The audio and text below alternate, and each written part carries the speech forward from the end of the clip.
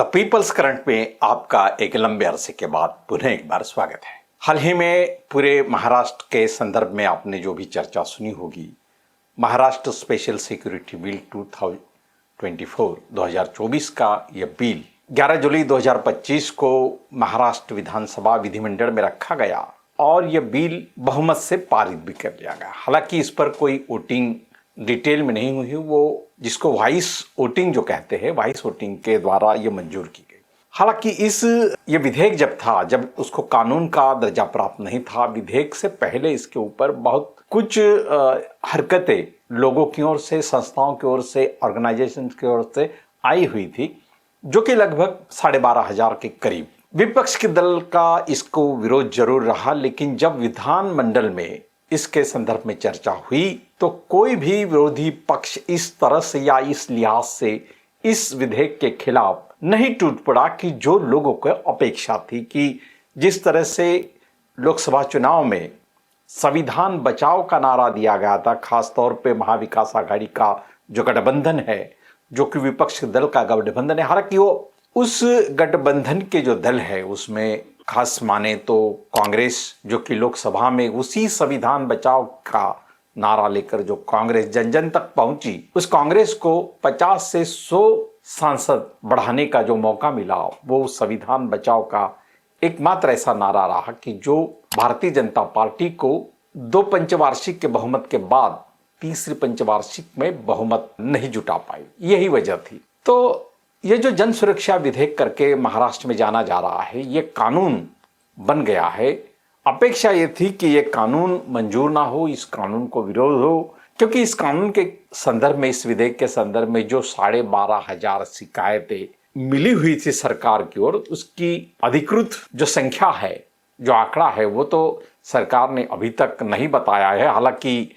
वंचित बहुजन आघाड़ी के नेता एडवोकेट प्रकाश आंबेडकर जी ने इस संदर्भ में एक बात कही थी कि सरकार इस विधेयक पर जो भी टीका टिप्पणी हो, इस कानून पे जो भी टीका टिप्पणी हो, उससे पहले क्या सरकार ये आज भी इस इंफॉर्मेशन को जारी करेगी कि कितनी शिकायतें इस विधेयक के खिलाफ पड़ी थी। हालांकि वो समर्थन में हो या विरोध में हो, लेकिन वो शिकायतों का या शिकायतों की संख्या जो थी वो अब तक के किसी भी कानून के संदर्भ में बहुत बड़ी मात्रा में थी। तो ऐसे इस विधेयक के संदर्भ में ये कानून पास हो गया। इस कानून पर चर्चा तो शुरू है, लेकिन कोई भी विपक्षी दल या हम ये कह ले कि जो इसके खिलाफ टूट पड़े हैं, वो कोई भी दल, राजनीतिक दल या संगठन इसके कानून के मंजूर के बाद अपना जो अभियान, जो जुलूस या जो रैली जो दिखनी चाहिए थी, वो कोई भी पक्ष नहीं जुटा पाया है। हालांकि इस कानून में इसी बात पर, जिसको अनलॉफुल एक्टिविटी, अभी अनलॉफुल एक्टिविटी का कोई भी डेफिनेशन नहीं है। उसमें कहा गया है कि जैसे कि मान लो कि सार्वजनिक शांति का अगर कोई भंग होता है, कोई करता है, व्यक्ति, संगठन या संगठन का जमाव या एक से अधिक व्यक्ति अगर वो करता है, तो इसकी एक अनलॉफुल जो एक्टिविटी है। तो अनलॉफुल एक्टिविटी क्या हो सकती है? ऐसा भी हो सकता है कि आज हम देखते हैं कि किसी को गंदे शब्दों में गाली गलौज करना, यह भी अनलॉफुल एक्टिविटी है। किसी को अभद्र बात कर देना, यह भी अनलॉफुल एक्टिविटी है। लेकिन वो तो हमने देखी 2 दिन पहले विधान मंडल के आवार में ही 2 एमएलए जो है वो आपस में भिड़ चुके थे। उनकी जो वीडियो वायरल हुई उसमें तो एक दूसरे को गाली गलौज भी की। तो क्या ये एक्टिविटी जो है अनलॉफुल नहीं होती है? जो कि कानून जहां बनता है उस इमारत के प्रीमाइसेस में जो बात हुई है, वो क्या वो अनलॉफुल नहीं है? हालांकि जन सुरक्षा कानून मंजूर होने के बाद सबसे पहले जो घटना महाराष्ट्र में अहम जो घटना घटी, वो घटना संभाजी ब्रिगेड के जो अध्यक्ष महाराष्ट्र प्रदेश के वो प्रवीण दादा गायकवाड़ जिनके ऊपर हमला हुआ एक कार्यक्रम के तहत, जहां पर अक्कलकोट में उन्होंने एक कार्यक्रम, जहां पर वो फुले शाह अम्बेडकर विचारधारा को लेकर वो जन जन में जाते हैं, वहां पर लोगों को विचारधारा को समझाते हैं, छत्रपति शिवाजी महाराज और छत्रपति संभाजी महाराज के संदर्भ का इतिहास भी बताते हैं। और ऐसा पूरा महाराष्ट्र, जो कि परिवर्तनवादी महाराष्ट्र जो है, उनके साथ खड़ा। अभी उन पर हमला हुआ उसके बाद भी और उससे पहले भी, लेकिन फिर भी इस जन सुरक्षा कानून के तहत जो हमलावर है उनके ऊपर कोई कार्रवाई नहीं की गई। तो ये जो जन सुरक्षा कानून जो है उसकी बहुत सारी मर्यादा है, अनलॉफुल एक्टिविटी की कोई भी डेफिनेशन नहीं है। और बहुत सारे लोगों ने कहा है कि अगर अनलॉफुल एक्टिविटी का अगर आपको डेफिनेशन नहीं आया तो इसके ऊपर यूएपीए जो कानून है उसके अंदर बहुत सारी चीज़ें इसमें है, लेकिन फिर भी ये कानून मंजूर हुआ। तो लोगों को या इसके विपरीत जो हरकतें आई उनमें ज़्यादातर लोगों का कहना है कि संविधान जो हमको फ्रीडम ऑफ स्पीच देती है, हमें जो बात करने की आज़ादी है, हमारे विचारों की जो आज़ादी है, जो स्वतंत्रता है, उसके खिलाफ भी इस कानून का इस्तेमाल हो सकता है। यानी जो आपके फंडामेंटल राइट्स है, विचारों की स्वतंत्रता होनी, विचारों की अभिव्यक्ति रहनी, ये संविधान के तहत एक फंडामेंटल राइट्स है जिसको मूलभूत अधिकार के तौर पर माना जाता है। उस मूलभूत अधिकार का, उस फंडामेंटल राइट्स का कहीं ना कहीं ये उल्लंघन ये कानून करता है। ऐसा इस कानून को लेकर जो विधि विशेषज्ञ है, जो सामाजिक संगठनों के कार्यकर्ता विचारक है, जो विचारों का प्रचार प्रसार करते हैं, उन सभी लोगों का इस तरह का ये मानना है कि ये फ्रीडम ऑफ स्पीच जो है उसको भी ये लगाम लगाएगा। और सबसे पहले किसी भी कानून के तहत अगर किसी संगठन के व्यक्ति के खिलाफ अगर कोई कानून के तहत अगर कार्रवाई करनी है तो निश्चित तौर पे उनकी अनलॉफुल एक्टिविटी यदि सरकार मान लेती है और सरकार को पुलिस रिपोर्ट करती है, सरकार मतलब पुलिस ही, पुलिस मतलब सरकार, ऐसा जो हो जाएगा तो अनलॉफुल एक्टिविटी कर दी तो उसकी कोई डेफिनेशन नहीं है और बाद में उसको इल्जाम के तौर पे कोई भी इल्जाम उसके ऊपर लगा दिया जा सकता है। तो ऐसे में उस व्यक्ति को, इस संगठन के व्यक्तियों को जो उनको हिरासत में लेने की जो बात है, उनको अटक करने की जो बात है, तो वो कोई भी वारंट के सिवाय हो सकती है। अभी तक कानून में ऐसा नहीं था कि किसी भी कानून के तहत अगर हिरासत में लेना है किसी, जिसको हम आरोपी कहते हैं, संशित कहते हैं, इनको अगर हमें गिरफ्त में लेना है, पुलिस को गिरफ्त में लेना है, तो कहीं ना कहीं उनके खिलाफ, उस व्यक्ति के खिलाफ उनके पास वारंट होना चाहिए। तो इस कानून में वारंट की भी कोई ज़रूरत नहीं है, जो कि नॉन अवेलेबल भी हो सकता है, विदाउट वारंट भी हो सकता है।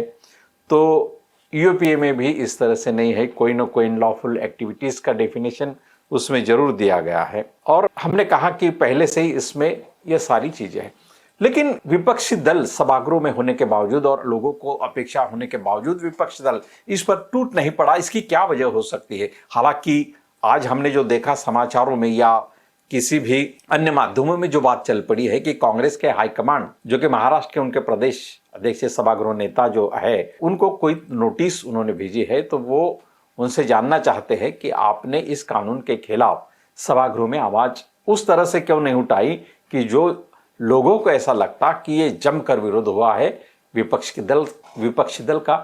तो ये नहीं हो पाया। तो क्या वजह हो सकती है? हो सकता है कि ऐसे कानून का गैर इस्तेमाल करना इरादतन सरकार एक करती रहती है। हालांकि बहुत सारे लोगों का, जैसे हम देखते हैं कि राजू परुलेकर जो विचारक के तौर पे अभी जाने जाते हैं, हालांकि वो मूलतः पत्रकार है, लेकिन आज विचारक के तौर पे वो माने जाते हैं। उनका भी ये कहना है कि इस देश के जो पूंजीपति लोग हैं, जिनकी संख्या 1 या 2-3 के ऊपर नहीं हो सकती, खासतौर पे देश भर में वो 2 मानी जाती है,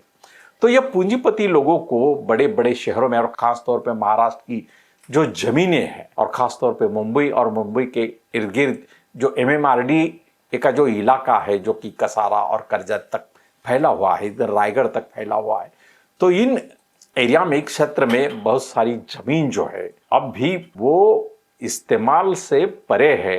या उसमें खेती नहीं की जाती, या वो पड़ी जमीन है ऐसी। तो ऐसी जमीनों पर जो है कि बहुत सारे ये पूंजीपतियों की आंख है। तो हो सकता है कि जमीनें जो है वो अपने कब्जे में ले, सरकार उनकी मददगार बने और लोग उसके खिलाफ रास्ते पर ना उतरे, आंदोलन ना करे। कोई भी राजनीतिक दल हो, कोई भी संगठन हो, कोई भी व्यक्ति हो, तो इस तरह से इस कानून ने अगर उनके हक, आंदोलन के फ्रीडम ऑफ स्पीच अगर छीन लिया है, ऐसा माना जाता है कि वो डिसेंट होगी इस तरह की बात, तो कहीं ना कहीं एक कानून ये जन विरोधी कानून है। इस तरह की चर्चा विधि विशेषज्ञ, संविधान विशेषज्ञ, राजनीतिक विपक्ष दल भले ही वो धीमी आवाज में बात कहते हो, लेकिन कहीं ना कहीं वो ये कहते हैं कि ये विरोधी पक्ष का सभागृह के अंदर भी आवाज दबाने की कोशिश ये कानून करेगा। हालांकि मुख्यमंत्री जो है देवेंद्र फडणवीस, उन्होंने विधानमंडल में इस बात को जाहिर तौर पे कहा है कि ये कानून सार्वमत से सम्मत हुआ कानून है, यानी सभी विपक्ष के दल इस कानून को सहमति दे चुके हैं। लेकिन दिखावे के लिए क्या उन्होंने विरोध में अपना एक ऊपरी जो सोच होती है, जो ओपिनियन होता है, वो इसमें लगाकर अपना समय गुजार लिया है। बहुत सारे लोगों का यही मानना है कि यह कानून जो है एक खासतौर पे लेफ्टिस्ट एक्सट्रीम जो है, ऐसा बहुत सारी अपनी बातों में राज्य के मुख्यमंत्री कहते हैं। तो ये विचारधारा अगर कोई है तो इस तरह के कानून इससे पहले कुछ राज्यों में है, ऐसी बात भी कही गई। लेकिन इस कानून के तहत बहुत हद तक क्या SC ST जो कार्यकर्ता होते हैं उनको दबाने की कोशिश हो रही है, होने वाली है, और उसमें विपक्षी दल भी उतना ही जिम्मेवार रहेगा जितना एक कानून को बनाने वाले सत्ता के पक्षधर लोग, जिन्होंने इस कानून को आनन फानन में लाने की ठान ली, उसके खिलाफ जो हरकतें आई उसका भी गंभीरता से विचार नहीं किया गया। उन हरकतों को नजरअंदाज कर दिया गया है और यह कानून मंजूर कर लिया गया है, और विपक्षी दल